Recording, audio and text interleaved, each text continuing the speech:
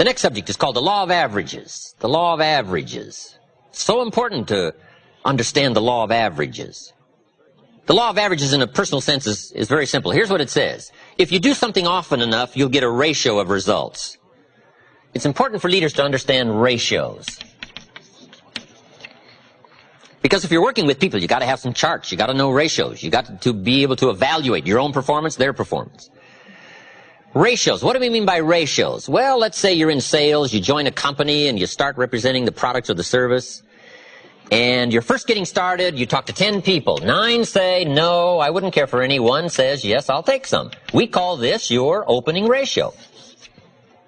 Now, 1 out of 10, it all depends on what you're involved with, whether or not that's a good ratio or a poor ratio. You say, well, that's not too good a ratio. Well, it all depends. Okay?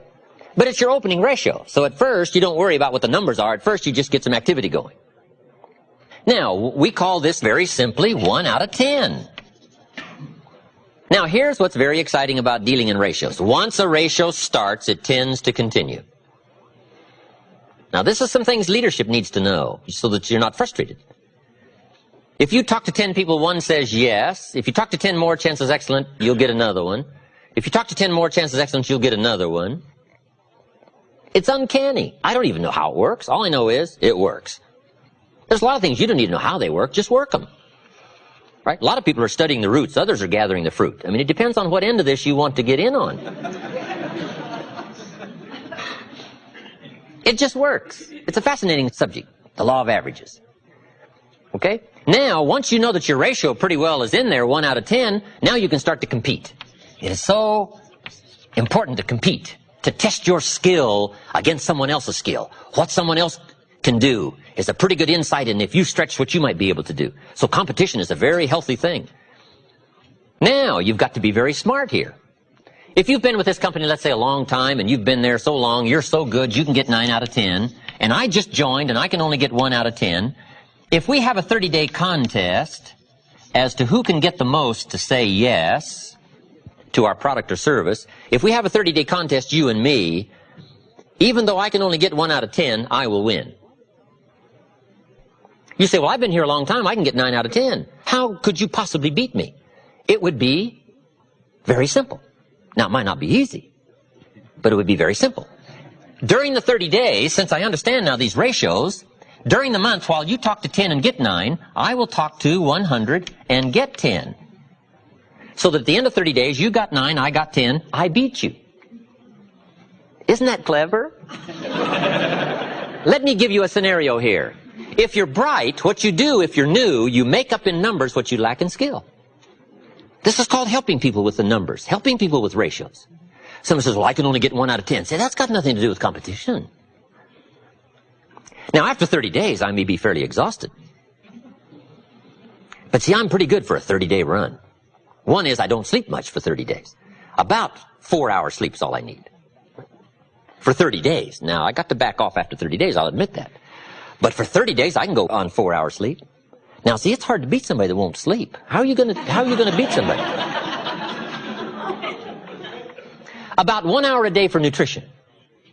That's all I need. 1 meal a day, 1 hour a day for nutrition. In 30 days, how are you going to beat somebody that won't eat? Won't eat, won't sleep. The answer is, it's hard. It's hard, even if they're new. But if the new person is so clever to make up in numbers what they first lack in skill, I'm telling you, you can compete even though you're new. The key is to be bright enough to understand ratios. Here's the next clue. Ratios can be increased. You talk to 10, get 1, talk to 10, get 1, talk to 10, get 1, talk to 10 more, get 2. Why would about the 4th time you talk to 10, you get 2 instead of 1? You're getting better. Key question, who can get better? Answer, anybody who tries. All you got to do is put together the numbers. Right? Your brain is as good as anybody else's. Your chances are as good. All you got to do is find a way to put out the extraordinary effort to do an ordinary thing extremely well. Ratios. Success is a numbers game. It's important to keep track of your numbers. In baseball, we call it batting average. whatever you're doing, the key is to keep track of your success and how good you are at whatever. Someone says, well, I'm not very good on the telephone. I'll tell you how you can quickly cure all that, is get on the telephone. I'm telling you, you can get better at anything. All you've got to do is attempt it and try it and start putting a string of numbers together and keeping track and understand your own ratios. I teach a very simple sales course. Let me give it to you in 3 points. Number 1, talk to lots of people every day. It's a simple sales course. Number 1, talk to lots of people. Isn't that simple? It's a numbers game, especially if you're new. And here's what's exciting. There's lots of people. You don't have to worry about people. So just talk to lots of people, even if your presentation is very poor. If you put the numbers together, I'm telling you, something will happen. If your presentation was so poor you went around every day saying to everybody you could meet, you wouldn't want to buy anything, would you?